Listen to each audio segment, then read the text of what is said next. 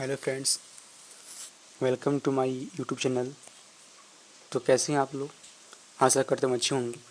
इस वीडियो में मैं आपको इंडियन एयरफोर्स की जो ओपन रैली निकली है उसमें एडेप्टेबिलिटी टेस्ट होता है, तो इसके बारे में आज मैं पूरे आप डिटेल्स बताऊंगा कि ये कैसे होता है, क्या क्या होता है, इसमें कैसे क्वेश्चंस आते हैं और आपको इसको कैसे हैंडल करना है। ठीक है। बेसिकली आपका इस टेस्ट में आपका साइको और साथ में जीडी ये दो टेस्ट होते हैं। तो पहला टेस्ट 1 बोलते हैं, दूसरे को टेस्ट 2 बोलते हैं, जो आपको सेम डे ले लिया जाता है। ठीक है।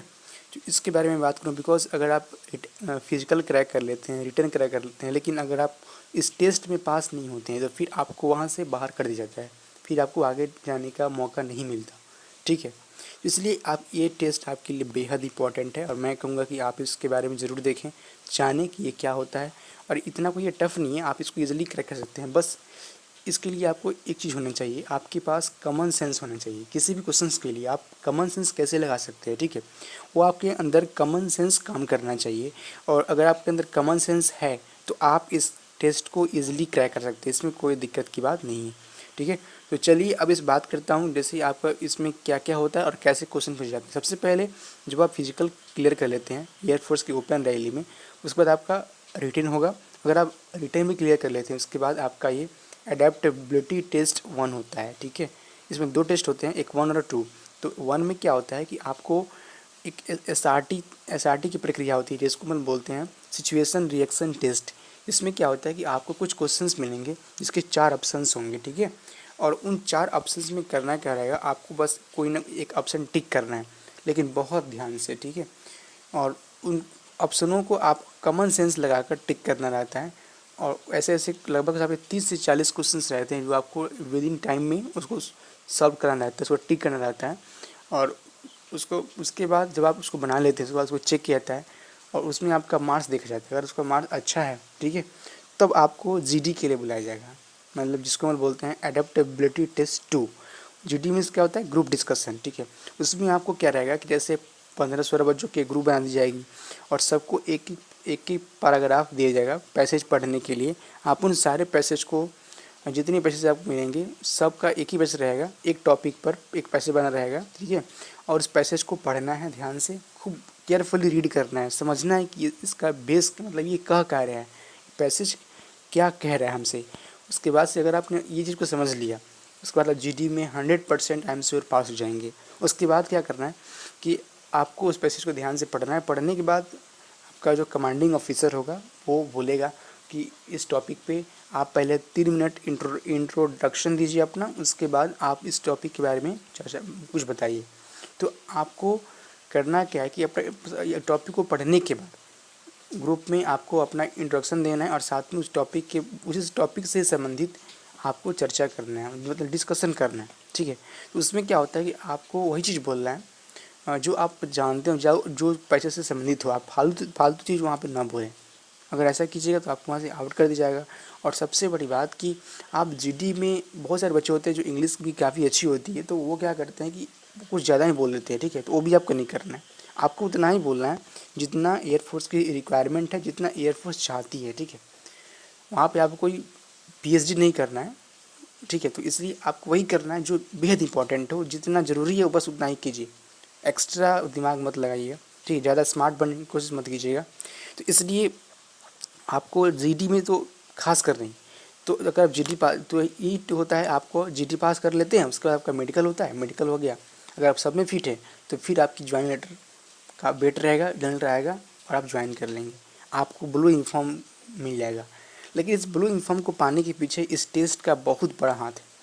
मैं आपको बार बार बता रहा हूँ कि अगर आप फिजिकल भी क्रैक कर लेते हैं, रिटन भी क्रैक कर लेते हैं, लेकिन अगर आप इस टेस्ट में पास नहीं होते हैं तो बहुत बड़ी समस्या आ सकती है। आपको वहाँ से आगे जाने ही नहीं दिया जाएगा, आप वहीं से बाहर हो जाएंगे। तो इसलिए इस टेस्ट को आप बहुत इसको नज़रअंदाज न करें, बिकॉज समय भी कम है।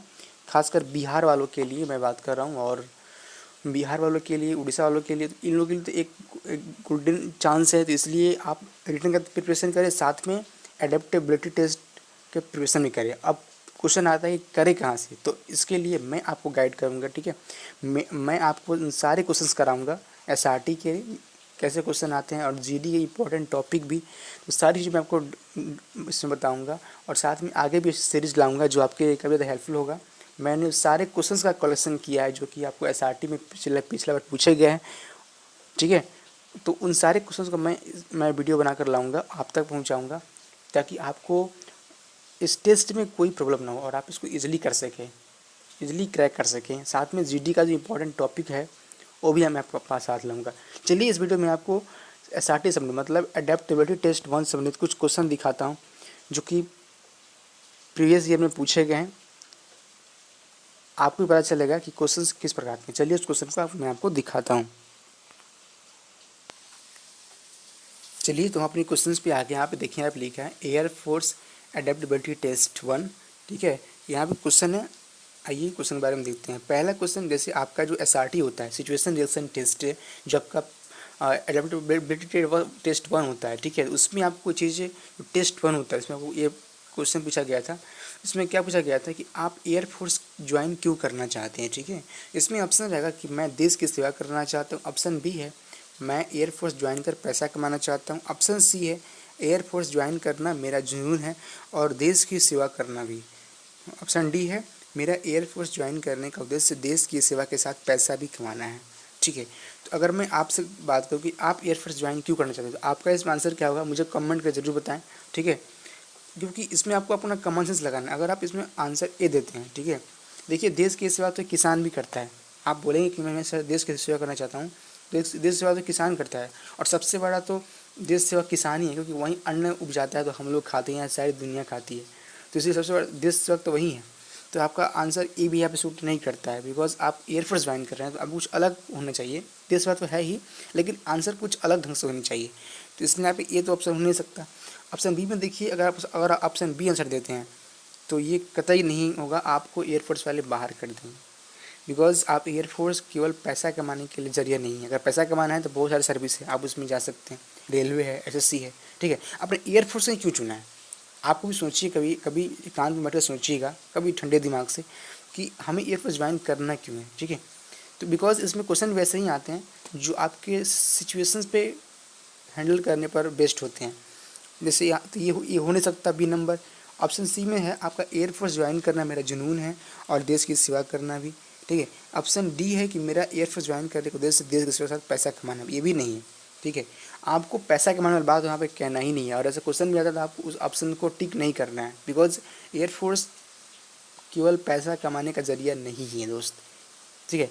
तो यहाँ पे अगर राइट ऑप्शन की बात करूँ तो इसका ऑप्शन सी हो जाएगा, ठीक है। एयरफोर्स ज्वाइन करना मेरा जुनून है और मैं देश की सेवा करना, सही बात है। देखिए डिफेंस ज्वाइन करने के लिए एक जुनून की ज़रूरत होती है, तो यहाँ पे ऑप्शन सी जो है वहाँ पे सिचुएबल बैठता है, तो आप ऑप्शन सी को टिक करेंगे। ये ऐसा क्वेश्चन था जो आपके एसआरटी में टेस्ट 1 में पूछा गया था, तो इसलिए मैंने इस क्वेश्चन को डिस्कस किया, ताकि वो ये सबसे बेसिक क्वेश्चन है जो बार बार आपको आपके टेस्ट में आता है। बिकॉज आपसे ये जानना बहुत ज़रूरी है एयरफोर्स वालों के लिए कि आप ज्वाइन क्यों करना चाहते हैं, आपका मोटो क्या है, ठीक है। अब चलिए चलते हैं अगले क्वेश्चन पे। अगला क्वेश्चन है आपका, यदि आपको अपने परिवार और देश में से किसी एक को चुनना हो तो आप किसे चुनेंगे, ठीक है। ऑप्शन ए है देश को, ऑप्शन बी है परिवार को, ऑप्शन सी है परिस्थिति पर निर्भर करता है, ऑप्शन डी किसी परिस्थिति में देश को चुनेंगे। आप इस वीडियो को पॉज कीजिए और पॉज करके पहले अपने आप से आंसर खोजिए, आप क्या आंसर दे सकते हैं अगर आप रियली पास होना चाहते हैं तो, ठीक है। और उसके बाद मैं आपको आंसर बताऊँगा। आशा करता हूँ आपने ऐसा किया होगा। चलिए अगर इस क्वेश्चन का आंसर देखते हैं। क्वेश्चन पूछ रहा है कि आपके परिवार आपके देश में से, ठीक है, किसी एक को चुनना हो तो आप किसको चुनिएगा, ठीक है।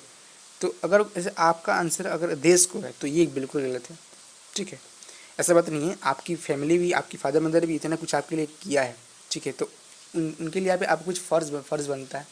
देश तो है ही, साथ में आपका माता पिता के लिए कोई फ़र्ज़ बनता है, ठीक है।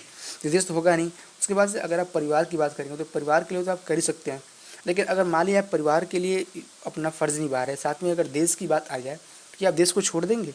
नहीं, देश को भी लेकर साथ में चलना पड़ेगा। तो ये भी आपका आंसर परफेक्ट नहीं है, बी नंबर भी सही नहीं है। ऑप्शन सी है कि परिस्थिति पर निर्भर करता है। हाँ, ये आंसर बिल्कुल आप फिट बैठता है, बिकॉज उसमें देखूँगा जब ऐसा सिचुएशन आएगा तो उसमें मैं देखूँगा कि हाँ इसमें मेरी फैमिली ज़रूरी है या देश ज़रूरी है, उसमें उसको कैसे मैनेज करना है वो ये आपको पता चलेगा जब वो सिचुएशन आपके पास आएगा। तो ये आप ही ऑप्शन सी यहाँ पे बिल्कुल सटीक बैठता है। आप ऑप्शन सी टिक कीजिएगा। अगर एसआरटी में से क्वेश्चन आता है इसमें आप टिक कीजिएगा कि परिस्थिति पर निर्भर करता है, बिकॉज उसमें के बाद उस समय है, उसमें मैं देखूँगा कि परिस्थिति कैसी है। अगर परिस्थिति ऐसी हो कि जिसमें फैमिली की सुरक्षा करना अगर देश से ज़्यादा हो तो फैमिली की सुरक्षा करूँगा। अगर फैमिली मेरा ठीक हो कोई दिक्कत नहीं है, अगर देश में कोई संकट आ जाए अचानक तो मैं देश की रक्षा करने जाऊँगा। तो इसलिए आपका आंसर सी होगा। ऑप्शन डी भी नहीं होगा। देखिए यहाँ पे लिखा है किसी भी परिस्थिति में देश को चुनेंगे, ये भी बात सही, ऐसी बात नहीं है। आपकी फैमिली की परिस्थिति अगर बहुत ही ख़राब हो, मतलब बहुत ही दयनीय हो, तो आपको अपने फैमिली को भी देखना है और साथ में देश को भी देखना है। तो इसलिए आप परिस्थिति के अकॉर्डिंग काम करेंगे। तो यहाँ पे आपका आंसर आपका सी हो जाएगा। क्वेश्चन नंबर 3 है आपका। देखिए ये भी पूछा गया आपका एसआरटी में, ठीक है, एयरफोर्स ओपन रैली में पूछा गया था टेस्ट में। तो इसमें आपका हो जाएगा, आप किसी विमान में, जैसे क्वेश्चन देखिए कि आप किसी विमान में सफ़र कर रहे हैं, ठीक है, अगर अचानक प्लेन में तकनीकी खराबी के कारण क्रैश हो जाता है या क्रैश होने वाला होता है, तो आप अगर आपके पास केवल एक ही पैराशूट हो तो आप किसे बचाएंगे, ठीक है। ऑप्शन ए है अपने आप को बचाएंगे, ऑप्शन बी है यात्रियों को बचाएंगे, ठीक है, ऑप्शन सी है विमान को क्रैश होने देंगे और ऑप्शन डी है अपने साथ यात्रियों को बचाएंगे। ये बहुत ही एक समझिए कि एक ट्रैप करने वाला क्वेश्चन है। आप इस वीडियो को पॉज कीजिए और पहले खुद से आंसर सोचिए कि इसका आंसर क्या हो सकता है, बिकॉज आपको यहाँ पे प्रैक्टिकल करना है और साथ में कॉमन सेंस भी लगाइएगा। पहले कॉमन सेंस, ज़्यादा स्मार्ट बनने का ज़रूरत नहीं है, आपको एग्ज़ाम क्रैक करना है, तो इसमें आपको कॉमन सेंस का ज़रूरत होना चाहिए और उसके बाद मैं आपको आंसर बताऊँगा। आशा करता हूँ आपने ऐसा किया होगा। चलिए अब इसके आंसर के बारे में बढ़ते हैं। यहाँ पर अगर आंसर की बात करूँ तो पहला है कि आपने अपने आप को बचाएंगे, दूसरा यात्रियों को बचाएंगे, तीसरा विमान क्रैश होने देंगे और डी अपने साथ यात्रियों को बचाएंगे। देखिए सबसे पहली बात है कि आपके पास एक पैराशूट है, ठीक है, तो एक पैराशूट है तो ऑप्शन डी में यहाँ दिया है अपने साथ यात्री को बचाएंगे, ये तो हो नहीं सकता है। आपके पास एक ही पैराशूट है भाई, और आप यात्रियों को कैसे आप सबको बचा लेंगे, ठीक है, तो ये तो समझ नहीं है, तो ऑप्शन डी आपका नहीं होगा। ऑप्शन सी में दिया है कि विमान को क्रैश होने देंगे, ये भी कोई बुद्धिमानी नहीं है, ठीक है। आपके पास एक पैराशूट तो है कम से कम, तो आप विमान को क्रैश होने क्यों दीजिएगा। अगर विमान क्रैश हो रहा है तो आप भी मरेंगे और जो यात्री है वो सब कोई मरेगा, तो ये भी आपका सिचुएबल आंसर नहीं हो सकता। ऑप्शन सी है यात्रियों को बचाएंगे, ठीक है। हाँ, यात्री का आप देखिए बचाने की बात आती है तो इसमें आपको एक चीज़ ध्यान रखना है कि जैसे पैराशूट जो हम लोग पहनते हैं, ठीक है, और पैराशूट की एक ही है और उसमें भी आप यात्री उतने ट्रेंड नहीं है जो पैराशूट पहन सकेंगे, बिकॉज ये पैराशूट पहनना बहुत, उसके लिए ट्रेनिंग ज़रूरत होती है कि आपको उसे कैसे पहनना है, ठीक है, कैसे हैंडल करना है। तो इसलिए यात्री तो एक ही आपके पास पैराशूट है, साथ में यात्री को ट्रेनिंग नहीं मिला है तो उसको कैसे यूज करेंगे। तो यहाँ पे ऑप्शन बी भी आपका राइट नहीं होगा, ठीक है। तो मात्र ऑप्शन एक बचता है कि आप अपने आप को बचाएंगे, बिकॉज ये भी ज़रूरी है, अपने आप को बचाना ज़रूरी है, बिकॉज आपके पास एक पैराशूट कम से कम है, तो कम से कम अपने आप को तो आप बचा सकते हैं ना, अपने आप को सेव कीजिएगा। तो उसके बाद से आप सारी इन्फॉर्मेशन जो है वो आप अपने कमांडिंग ऑफिसर को देंगे कि हाँ इस प्लेन में एक ऐसा क्रैश हुआ था, ठीक है, इतनी ये प्रॉब्लम आई थी, तो उसका अगली बार से सोल्यूशन आदमी कर सकता है। तो आपकी जान बची रहेगी तभी तो ऐसा होगा, सारी इन्फॉर्मेशन देश में पहुंचेगी, ठीक है। तो इसलिए आपको बचना बहुत ज़रूरी है। और ऐसे भी पैराशूट एक ही है तो बुद्धिमानी नहीं हुआ है कि कम से कम और कोई नहीं बच सकता, कम से कम आप तो बच जाएँ, बिकॉज आप अगर बच सकते हैं तो आप ज़रूर सेव करने का प्रयास करें। तो इसलिए यहाँ पे ऑप्शन ए जो है वो आपका राइट आंसर होगा, ठीक है। ये चीज़ आपको ध्यान रख के चलना है। तो यहाँ पे ये क्वेश्चन था जो मैंने आपको लगभग इसमें 3 क्वेश्चन मैंने आपको कराया, और ये क्वेश्चन जो है आपका ये एसआरटी सिचुएशन रेस्पॉन्स टेस्ट जो आपको एडेप्टेबिलिटी टेस्ट 1 में पूछा गया है वो क्वेश्चन मैंने आपको करा दिया। आपको इस क्वेश्चन से जानकारी जरूर मिली होगी कि क्वेश्चन कैसा आस्क किया जाता है हर बार, ठीक है। तो क्वेश्चन को पूछने का तरीका है बस यही होता है, क्वेश्चन इसी तरह के आते हैं, ठीक है। अगर आप चाहते हैं कि ऐसा क्वेश्चन मैं और लाऊं जो आपके प्रैक्टिस के लिए बेहद ज़रूरी हो तो आप मुझे कमेंट करके ज़रूर बताएं। और आपका सपोर्ट मिला, अगर इस वीडियो पे 500 लाइक आया, ठीक है, और साथ में अगर आपने शेयर किया अपने दोस्तों के बीच, तो मैं अगर आगे भी इस तरह का वीडियो भी तुरंत लाने वाला हूँ। बस आप मुझे कमेंट कीजिए और बताइए कि आपको वीडियो कैसा लगा, आप क्या ऐसा क्वेश्चन और करना चाहते हैं, ठीक है, बिकॉज आपको करना ज़रूरी भी है। बिकॉज आप केवल रिटेन और फिजिकल निकाल के आपका एयरफोर्स या ब्लू यूनिफॉर्म आपको नहीं मिल सकता दोस्त। आपको इंटरव्यू हर हाल में क्रैक करना है, और इंटरव्यू क्रैक करने के लिए आपको बस दो चीज़ करना है। पहला कि आप इस मैं क्वेश्चन मैंने से बताया इस तरह के आप क्वेश्चन लगा लीजिए, और सेकंड में आपका GD मतलब ग्रुप डिस्कशन करना है। तो उसमें आपको कुछ मैं इंपॉर्टेंट टॉपिक बताऊँगा जो आपको एग्जाम में बहुत ज़्यादा हेल्प करेगा ग्रुप डिस्कशन में, ठीक है। तो उसके लिए आप टेंशन ना लीजिए, बस आपको मेरे इस वीडियो को ध्यान से देखना है, जो भी वीडियो डालूंगा इससे रिलेटेड, और साथ में इसे समझना है और कॉमन सेंस लगाना है। तो आशा करता हूँ आपको वीडियो अच्छा लगा होगा, ठीक है। आप इसको पूरा इन्जॉय किए होंगे, ठीक है, और इन्जॉय भी करना चाहिए बिकॉज क्वेश्चंस इसमें वैसा ही है, कोई इतना टफ क्वेश्चन नहीं है, अगर बस हमें कॉमन सेंस अपना यूज करना है, ठीक है। तो चलिए मैं बात करता हूँ नेक्स्ट वीडियो की। आगे भी दूसरा वीडियो भी इस तरह का ला रहा हूँ मैं, जिसमें आपको सारे क्वेश्चन होंगे। तो प्लीज़ प्लीज़ प्लीज़ मेरे चैनल को सब्सक्राइब जरूर करें दोस्त। अगर मैं आपके लिए इतना ज़्यादा मेहनत करता हूँ, सोचिए वीडियो बनाने में बहुत ज़्यादा मेहनत लगती है, मैं आपको फिर बोलता हूँ इतना मेहनत से आपके पास वीडियो आप तक लाता हूँ, तो क्या आपका कोई फ़र्ज़ नहीं बनता है?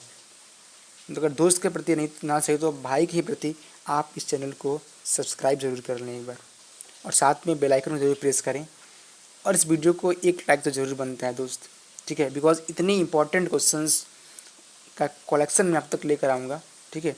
अभी तो मैं इसमें आपको ट्रेलर दिखाया हूँ, ठीक है। अभी तो पूरा फिल्म बाकी है, पूरा मूवी बाकी है। क्वेश्चन मैं बहुत सारे कराऊंगा इसमें, ताकि आपको कोई दिक्कत नहीं हो एग्जाम में, ठीक है। तो प्लीज़ प्लीज़ प्लीज़ चैनल को सब्सक्राइब करें और इस वीडियो को लाइक ज़रूर करें। चलिए मिलता हूँ नेक्स्ट वीडियो में, तब तक के लिए पढ़ते रहिए, हंसते रहिए, मुस्कुराते रहिए। धन्यवाद।